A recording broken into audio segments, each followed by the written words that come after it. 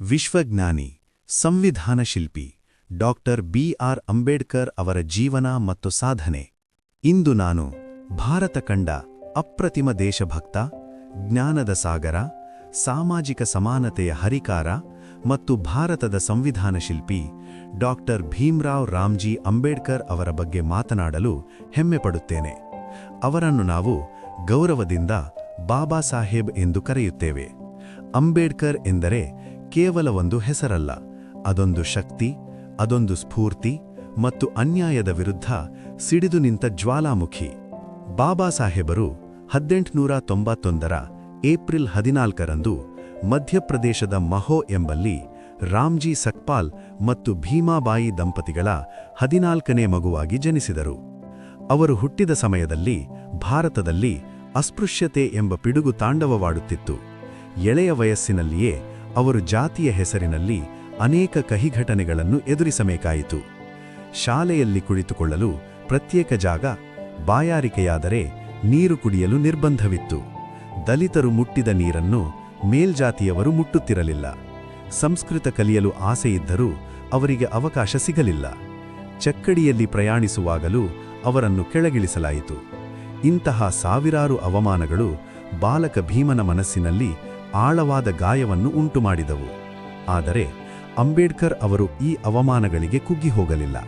ಬದಲಿಗೆ ಈ ಸಮಾಜದ ವ್ಯವಸ್ಥೆಯನ್ನು ಬದಲಾಯಿಸಬೇಕಾದರೆ ಶಿಕ್ಷಣ ಒಂದೇ ದಾರಿ ಎಂದು ಅವರು ದೃಢವಾಗಿ ನಿರ್ಧರಿಸಿದರು. ಅವರ ವಿದ್ಯಾಭ್ಯಾಸದ ಹಸಿವು ಮತ್ತು ಬುದ್ಧಿವಂತಿಕೆಯನ್ನು ಕಂಡು ಬರೋಡದ ಮಹಾರಾಜರಾದ ಸಯ್ಯಾಜಿರಾವ್ ಗಾಯಕ್ವಾಡ್ ಅವರು ವಿದ್ಯಾರ್ಥಿ ವೇತನ ನೀಡಿ ಅಮೆರಿಕಾಕ್ಕೆ ಕಳುಹಿಸಿದರು. ಕೊಲಂಬಿಯಾ ವಿಶ್ವವಿದ್ಯಾಲಯ ಮತ್ತು ಲಂಡನ್ ಸ್ಕೂಲ್ ಆಫ್ ಎಕನಾಮಿಕ್ಸ್ನಂತಹ ಜಗತ್ಪ್ರಸಿದ್ಧ ಸಂಸ್ಥೆಗಳಲ್ಲಿ ಓದಿ ಎಂಎ, ಪಿಎಚ್ಡಿ, ಡಿಎಸ್ಸಿ ಮತ್ತು ಬ್ಯಾರಿಸ್ಟರ್ ಅಟ್ ಲಾ ಪದವಿಗಳನ್ನು ಪಡೆದರು. ಆ ಕಾಲದಲ್ಲಿ ಇಷ್ಟೊಂದು ಉನ್ನತ ಪದವಿಗಳನ್ನು ಪಡೆದ ಏಕೈಕ ಭಾರತೀಯ ಅಂಬೇಡ್ಕರ್ ಆಗಿದ್ದರು. ಅವರು ದಿನಕ್ಕೆ 18ರಿಂದ 20 ಗಂಟೆಗಳ ಕಾಲ ಓದುತ್ತಿದ್ದರು. ಪುಸ್ತಕಗಳೇ ಅವರ ಪ್ರಪಂಚವಾಗಿದ್ದವು. ಅವರ ಬಳಿಯಿದ್ದ ಖಾಸಗಿ ಗ್ರಂಥಾಲಯವಾದ ರಾಜಗೃಹದಲ್ಲಿ 50,000ಕ್ಕೂ ಹೆಚ್ಚು ಪುಸ್ತಕಗಳಿದ್ದವು ಎಂದರೆ ಅವರ ಜ್ಞಾನದ ಹಸಿವು ಎಷ್ಟಿತ್ತು ಎಂದು ಊಹಿಸಬಹುದು. ವಿದೇಶದಿಂದ ಹಿಂತಿರುಗಿದ ನಂತರ ಅವರು ಐಶ್ವರ್ಯರಾಮ ಜೀವನ ನಡೆಸಬಹುದಿತ್ತು. ಆದರೆ ಅವರು ತಮ್ಮ ಸಮುದಾಯದ ಜನರ ಕಷ್ಟಗಳನ್ನು ನೋಡಿ ಸುಮ್ಮನಿರಲಿಲ್ಲ. ನನ್ನ ವೈಯಕ್ತಿಕ ಅಭಿವೃದ್ಧಿಗಿಂತ ಸಮಾಜದ ಉದ್ಧಾರವೇ ಮುಖ್ಯ ಎಂದು ಭಾವಿಸಿ ಹೋರಾಟಕ್ಕಿಳಿದರು. 1927ರಲ್ಲಿ ಮಹಾಡ್ನ ಚೌದಾರ್ ಕೆರೆಯಲ್ಲಿ ದಲಿತರಿಗೂ ನೀರು ಕುಡಿಯುವ ಹಕ್ಕು ಸಿಗಬೇಕೆಂದು ಐತಿಹಾಸಿಕ ಸತ್ಯಾಗ್ರಹ ನಡೆಸಿದರು. ಸಾರ್ವಜನಿಕ ಕೆರೆಯ ನೀರನ್ನು ಪ್ರಾಣಿಗಳು ಕುಡಿಯುತ್ತವೆ, ಆದರೆ ಮನುಷ್ಯರಾದ ದಲಿತರು ಕುಡಿಯಬಾರದೇ ಎಂದು ಸಮಾಜವನ್ನು ಪ್ರಶ್ನಿಸಿದರು. ನಾಸಿಕಿನ ಕಾಲಾರಾಮ್ ದೇವಸ್ಥಾನ ಪ್ರವೇಶ ಚಳುವಳಿ, ಮೂಕನಾಯಕ ಮತ್ತು ಬಹಿಷ್ಕೃತ ಭಾರತ ಪತ್ರಿಕೆಗಳ ಮೂಲಕ ಜಾಗೃತಿ ಮೂಡಿಸಿದರು. ಅವರು ಕೇವಲ ದಲಿತರ ನಾಯಕರಾಗಿರಲಿಲ್ಲ, ಬದಲಿಗೆ ರೈತರು, ಕಾರ್ಮಿಕರು ಮತ್ತು ಮಹಿಳೆಯರ ಪರವಾಗಿ ಧ್ವನಿ ಎತ್ತಿದರು.